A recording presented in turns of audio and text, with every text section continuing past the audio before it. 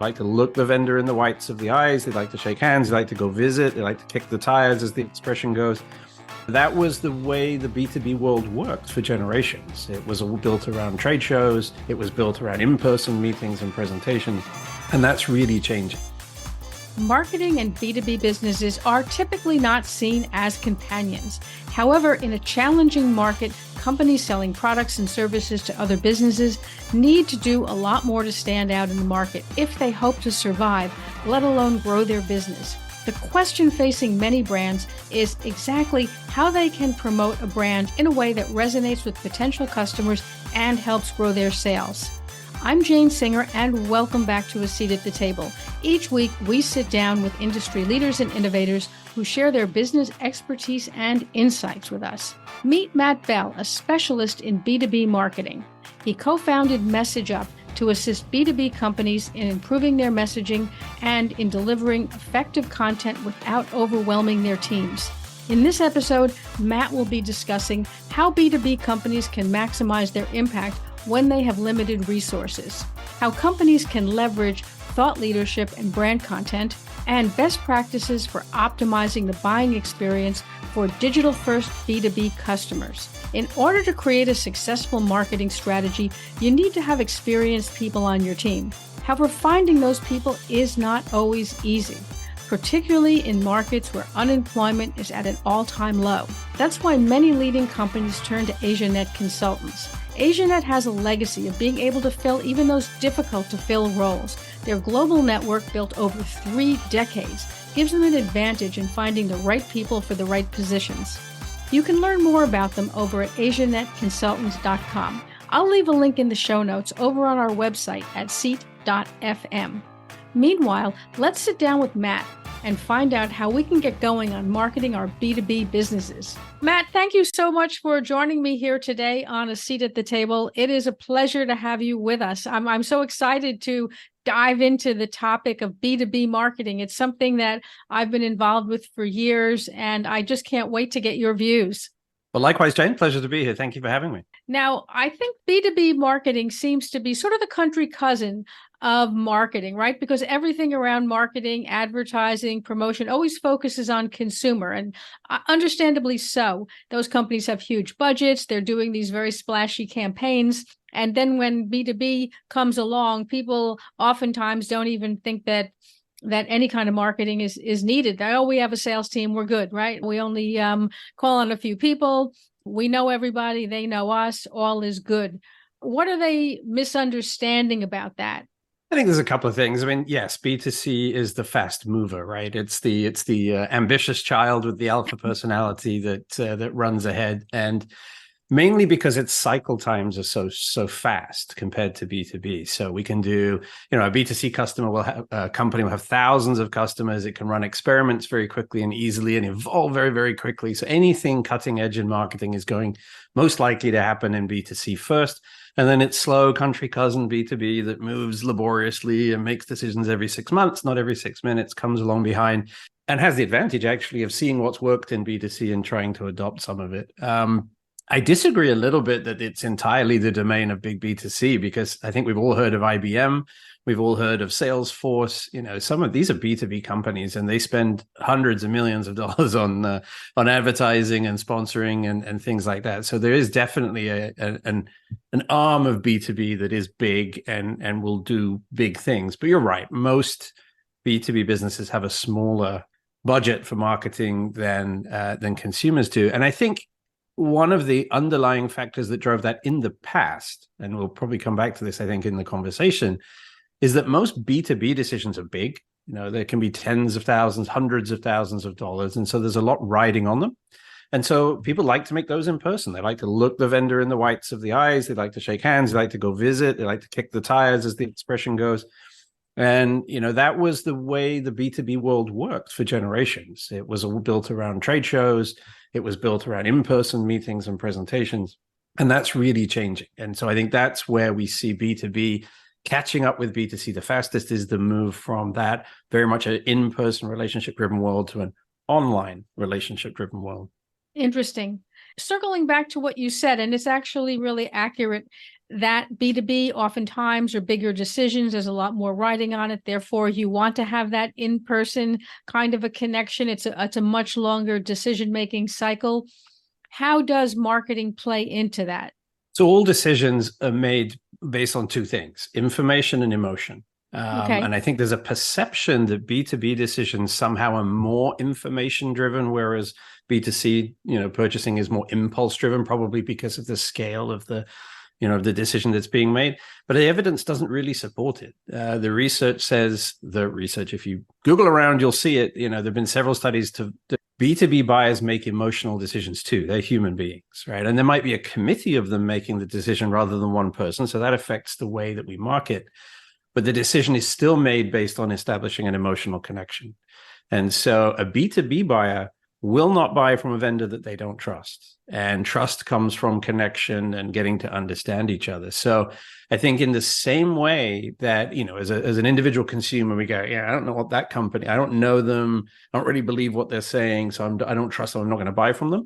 Same thing works on the B2B side, because it's human beings, at the moment at least, it's still human beings that are making the buying decisions. So marketing plays a very similar role in B2B that it does in B2C. It allows you to show the buyer who they are, what they're about, why they're trustworthy, that they know what they're talking about, why their solution should be chosen.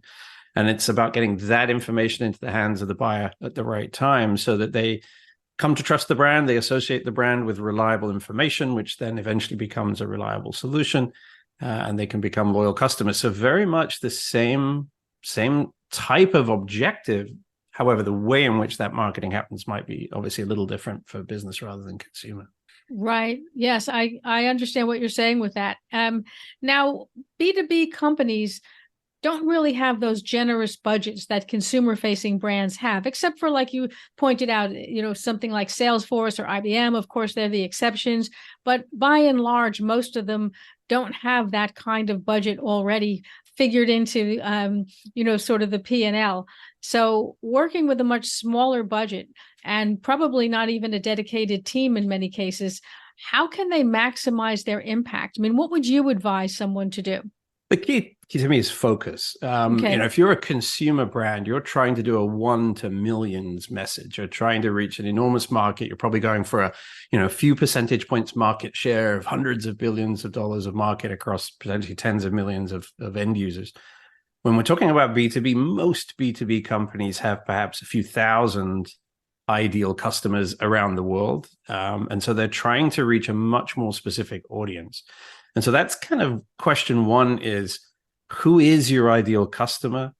Who are the individual human beings that do the buying for those customers, and how do you reach them? And, if you think about consumer marketing, it's probably all TikTok now. I'm going to show my age here and say, kind of sneer at TikTok, but TikTok and Snapchat and Insta and Facebook are, they're the classic channels for marketing digitally to the consumer. But on the business side, it doesn't work the same way. I mean, LinkedIn is clearly the primary social media channel. We can certainly use Instagram. We can get some mileage out of TikTok, but the big boy is going to be LinkedIn and other forms of digital marketing.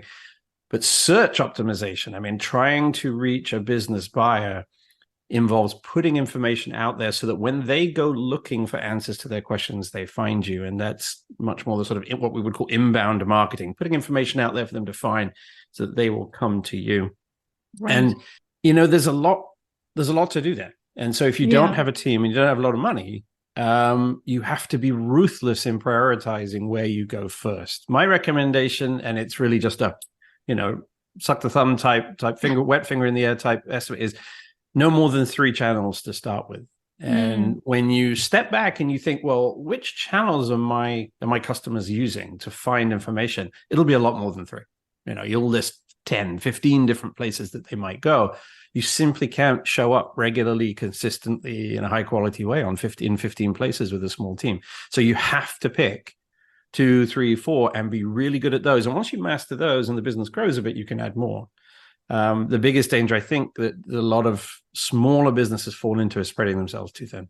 That's a very good point. And I think you're absolutely right. I mean, FOMO, fear of missing out, Mm. really is very hard to resist for people when they see one of their competitors on another channel, feel, oh, I have to be there. And then they see someone else somewhere else. So it is very difficult, as you're pointing out, to have that discipline. But you're right. If you spread yourself too thin, you really have no impact anywhere. Now, And I fall into the same trap. I mean, as a yeah. small business trying to bring the MessageUp story to the world, I want to write the book and the audio book and have the training course and do the videos and be on 14 different social media channels. And what I end up doing, and did, I'll be honest, is get to 80% on a few of them, but not actually really finish anything. And I had to stop myself and say, wait, get this one done first, then build the next one, then build the next one. And it feels like it takes forever. But that's the reality. It takes time and it takes work to, to put all those pieces in place. Absolutely. Now, you've been focusing on social media, and I know that, particularly for brands that don't want to spend a lot of money, they feel that social media is the way to go because from their point of view, it's free, meaning that they don't have to pay to be on it. Now, of course, free is how you define it, right? If you're spending a tremendous amount of time creating the content for that, then that isn't really free unless you see yourself as working for free. But I mean, what's your take on paid, not necessarily super expensive paid, like sponsoring the World Cup or something, but you know what I mean? Nice. Something that's more, I know, right? Dare to dream. But using paid versus social media, how do you see that? So we talk about paid, owned, and earned media as the three sort of branches of being able to get visibility in front of people. Obviously, owned is your own stuff. It's your organically built audience that you don't pay anything for. Paid is literally pay the platform to show your message to more people. And earned is kind of in the middle where you establish enough credibility that people with a big audience reshare your stuff and you earn your way onto their channels. The reality, unfortunately, is there is no free way to pay. You see a lot of crap on the internet, especially on social media. Do this thing, very little amount of time, very little amount of money, and we'll add zeros to your revenue. We'll load your calendar with appointments. We'll bring you all these leads. It's nonsense, right? Because if any of that actually worked, we'd all be doing it. Then nobody would differentiate. We'd all be back where we started. So the reality is B2B marketing takes time, it takes effort, and it takes money. And there is a sort of a minimum pay to play. I think the most effective when you're a smaller company that doesn't have an established audience, how many followers do you have on LinkedIn as a small company? A few hundred, maybe low digit thousands. Whatever you publish without paying any money only gets shown to that group unless they react to it. And obviously you want them to keep sharing and spreading stuff. If you pay a little bit of money, you can get to 10, maybe even 100 times that audience for not a lot. And then again, it becomes, let's be judicious with the money. LinkedIn says, for example, I'm just picking on LinkedIn, you should spend $5,000 a month is kind of their minimum if you want to get seen. I think that's still a little high. I mean, the numbers creep up every year, of course. But if you want to stand out from the crowd, if you want to get above the noise and actually be seen in enough places to make a difference, it's a few $1,000s a month. Then the question becomes, well, what sort of conversion rate are you getting? And what is the value of those sales? If every time you sell something, it's worth $20,000, right? You can go several months and only have one or two leads, and it will still, in theory, at least pay for itself. Obviously, you want a better ratio than that. So it's not necessarily about getting tens of thousands of people to sign up like a consumer business. It's about getting a few quality leads into the pipeline. And that quality comes from targeting that social media outreach to the right people. And, I think the people that are best at doing this on platforms like LinkedIn and others really understand how to get their message in front of the right people, get it noticed, get the conversion rates, the click-through rates high enough that they don't have to spend a ton of money, even if they're competing with, the big boys that are spending tens of thousands of dollars. What about advertising on something that's not social media, not paying for ads on social media, but putting advertising on, let's say, newsletters or on, I don't know, people wouldn't really be using billboards, but if you were doing B2B, I think you'd be surprised. No, I think I was going to say billboards because I think it is the one that's kind of seems like it's on the other end of the spectrum, right? Which is, the most static, basic piece of paid advertising we can think of is a billboard. But if you pick the right billboard in the right place and it's seen by enough of your audience and your message is compelling enough, that can be very effective. Billboards are not super expensive. One of my clients, sort of related to billboards, has just started an advertising campaign on those displays that are at the end of baggage claims in an airport. Now, the airport they've picked is central to a key part of their business. So they know a lot of executives that are looking for their kind of product are traveling through that airport, probably some of them checking a bag. And so they're paying to put some ads on those screens. So I think there are things like billboards and those sorts of advertising. They still work. The question for me is, who is your buyer and what are they paying attention to? Right. And the same, think about print media, right? I mean, magazines are still in existence. They're still circulated. Absolutely, Certainly business related ones. There are specialty magazines for almost everything you can think of in the business world. And some people clearly read them. Otherwise, they would be long gone. So my starting point for which of these three, if you're going to pick your three channels, your three places that you're going to go spend money, what are they going to be? Start with your customer. Where do they spend the most time? Where do they pay the most attention? And if you think that they're most easily reached by flashing it up in the corner of their eye on a billboard as they're driving down I-20 or something, then absolutely go for that. Give it a try. I think that's a really good point. And I'm very glad that you mentioned that, because so often the conversation just centers around social media. And certainly social media is definitely a big part of marketing. But on the other hand, it's like you said, it's a very, very competitive and noisy environment simply because there is no barrier to entry and there's no vetting what goes up there. So your message is really being seen in and amongst everything and anything.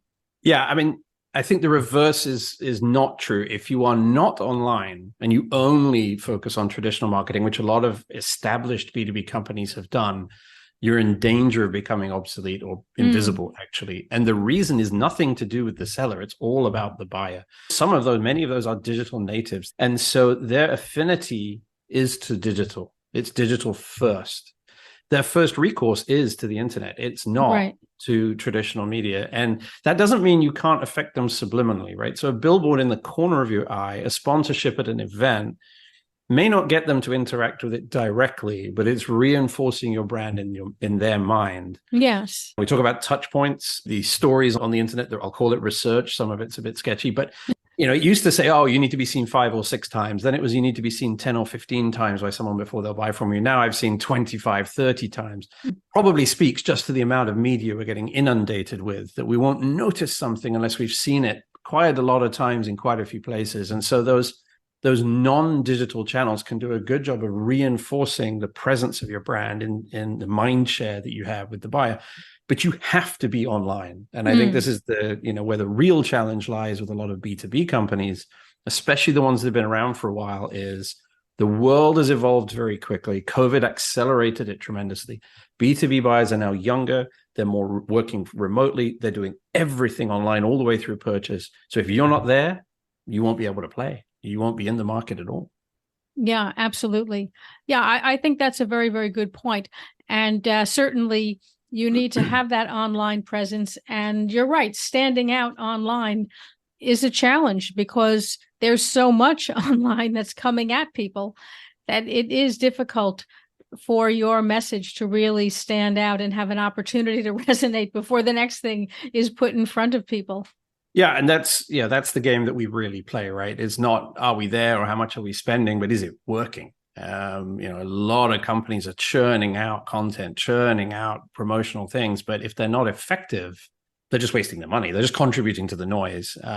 We've done really well. We're 20 minutes into the conversation. We haven't said AI yet, although you did mention there was no barrier to entry. And I think AI is definitely part of lowering that barrier to entry, right? So anybody these days can type a smart query into a ChatGPT or another large language model and have a nice sounding, really professional sounding piece of content put together that's very factual. Isn't necessarily correct. It's got a lot of good stuff in it, but everybody can do that now. So that's no longer the differentiator. Is not I can produce it. It's I can throw an opinion into it. I can be different. I can tell you something that other people can't because I have individual knowledge. And then authenticity would be the other word I want to get into the conversation there of, cut and paste out of ChatGPT is not authentic content. Right. Authentic content is my spin on that. I can take what ChatGPT gives me, but I need to inject something unique about me and my business and our view of the world.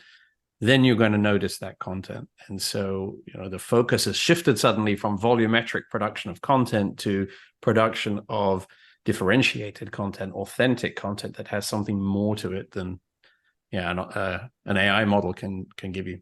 I think that's a really good point to bring up, because you're right. It is very tempting with a lot of the AI apps that seem to be proliferating faster than you can shake a stick at them. And they are. And that you're right. Superficially, they do turn out very nice content. When you're knowledgeable about the subject and you actually read it, it may or may not, as you pointed out, be factual. And a lot of them now increasingly include a little bit of fine print, right, on the interface that says, make sure to fact check stuff. Yeah, I don't actually know what I'm talking about, but this sounds cool. Yeah. Yeah, a lot of them are including those disclaimers. I'm surprised that I see that more often, actually, when I look at some of these apps, and they tell you that, we're still under development, so to speak. And so I would treat all of these tools, the generative image ones where you ask it to, make a picture of a lion with a man's head or whatever, you want image-wise, great. That's clever technology. When you talk about fact gathering, so the large language models, you're like, tell me everything I need to know about life in Hong Kong. That is stuff that you have to fact check. But think about it like, go back a couple of decades. I'm hiring an intern who's fresh out of school or college or still in college, and I'm going to send them to the library to do some research for me and bring back a bunch of facts. Would you blindly publish that as your op-ed piece on a subject? No, you wouldn't. You would go through and check their work and ask them some more questions and send them back again, and maybe be a bit skeptical if they can't cite sources. Generative AI is just an incredibly efficient, very, very smart way of doing the same thing. It's as inexperienced and as non-knowledgeable as it was when we were using untrained human beings to go and gather the information for us. We're going to take a quick break now, and then we'll be right back. If you're a pet owner who wants real talk on training, behavior, and everyday life with animals, check out the Fresh Patch Podcast. Hosted by Drew and Gabe, we cover the wins, the challenges, and everything in between. So wherever you listen, search the Fresh Patch Podcast, where good pets get it.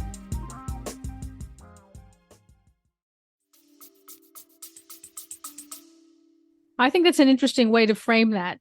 And you're right. It does the preliminary work for you, which is great. It cuts a lot of that work out. But then you need to be able to shape it from there. And I think it's important, the point that you brought up about authenticity and being able to put your own spin on it, personalize it, bring your opinion to the table. Yeah, at the end of the day, we go back to what we were talking about earlier, the trust relationship. I'm going to buy something from your business. You are communicating about that business to me. I want to know, are you genuine? Do you have my best interests at heart? Are you an ethical business? What kind of impact are you having on the planet? All of this stuff. It's not just woo-woo. It actually is how human beings decide, can I trust this vendor? Am I going to get, especially if you're a new player in the market. Old players kind of get a bit of a pass on that, or established, I should say, companies get a bit of a pass on that because people are familiar with them. There used to be the expression, you'll never get fired for buying an IBM, right? And then along comes a startup company like, I don't know, Dell. And it was like, oh, Dell, fly by night, Austin, bit of a maverick, I'm not sure. Let's buy an IBM. It's 3 times the price and it's slower, but, we'll go with the IBM. And what those new entrant companies have to do is build credibility, build trust. It's like, no, I can trust them. They really do have my best interests at heart. And authenticity is a huge part of that. We call it your BS detector, right? Your brain is wired to detect inauthenticity, to look for people in your community. And it's our lizard brain from, 10,000 years ago, right? If someone in the group isn't being completely honest with us and truthful, we need to know, because that's, they're going to go steal our dinner or shoot us in the back with an arrow or something. And we're programmed to do that. So we're very good actually at picking up authentic versus inauthentic content. And I think people are actually quite good at spotting, that sounds like it was written by AI. That sounds like a human being had a hand in it. And so it will sort of take care of itself. That's very true. I think more so today than ever, simply because people have a heightened awareness to scams, to things that are fraudulent, to things that are, more hype than reality. I think that everybody is sort of, you're sort of guilty until proven innocent nowadays, where I think Yeah. before people accepted that you were being honest and there was integrity until they found out otherwise. Now I think integrity and ethics used to be implied, and now they Right. have to be earned. You start from zero now. And that brings us to, a really important part of marketing, which is social proof. Right. If I want to know whether you are genuine, I'll ask my friends. I want to see Right. someone else that's worked with you. I want them to tell me you're good. And then I'll go, Mm. okay. And that again goes back to, the earliest human communities of like, if I'm going to join this, do something, I'm going to look what's the rest of the group doing. And I'm probably going to do that if I'm not sure. And that's the same with B2B buyers. They lean very heavily on peer review, testimonial, case studies, case histories. Why? Because that someone else has gone first and someone else is willing to write that down, then it's probably more believable. Of course, you can fake those too. So now we could have AI generated fake testimonials, right? And that's why we get third-party sites, G2.com for tech products and software, for example, who spend their whole day validating reviews and making sure that they come from real users so that we can trust that as social proof and then go and buy from, whichever product vendor we're looking at. You're absolutely right about that. And I think social proof is critical. And you really, as you're saying, want to know that social proof is real. Ideally, it's coming from someone who you know or know of, or not just the old way of doing it where it was from, Jane S., right? And it was something that somebody clearly made up, right? Yeah. A big company. Yeah. Yeah. I was one of my clients this past week. We were looking at adding some additional testimonials on their website. We went and looked at their competitors to see what they're doing, right? I mean, who've they got quotes from? What kind of quotes have they got? And they had 3 or 4, and they were literally that. A customer said, a manager at, without naming the company or a person. You could just write that. You don't, there's nothing, that doesn't tell me anything. And in fact, actually, it almost tells me the opposite. It's like, yeah, you couldn't get real quotes from real customers, so you've put in all this anonymized stuff. Now I'm skeptical. You've actually set my antenna vibrating that something might be up, and so it can backfire if you do it disingenuously. Yes. And, it's not easy in B2B to be able to get customers to leave you that testimonial. Oftentimes, their management is against them going on the record and stating something, or they don't want to be able to disclose what they're doing. And there's a lot of complications on that side. So it's not easy. But then again, that makes each one that you get that much more valid. And I think people shy away from asking for them because of that. I think they think, there's no point me asking because they'll have to go through hoops and hurdles, and that's a burden.